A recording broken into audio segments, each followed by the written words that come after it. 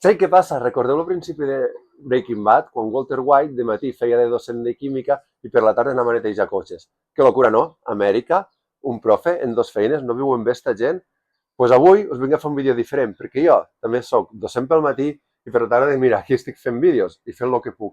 I així tants a Catalunya. Per això, el dia 11 m'ho anem tots a la vaga.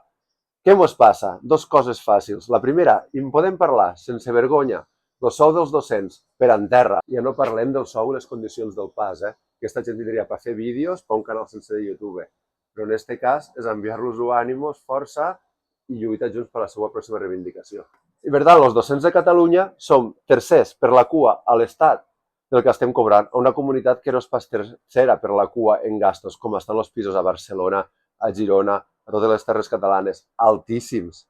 Però, en canvi, el sou, el nostre complement autonòmic, ni me'l toquen, està afonat, fent vergonya. I la segona, com estan les classes de plenes? I això us afecta diferent als vostres nanos. 28, 30, 32 nanos per classe, fent fred a l'hivern que te cagues perquè no hi ha cap climatització i fent una calor a l'estiu que no sé quan estàs, estan derretint. Hi ha vegades que no sé si tinc 30 o 25 alumnes a classe perquè com s'estan derretint no els distingeixo.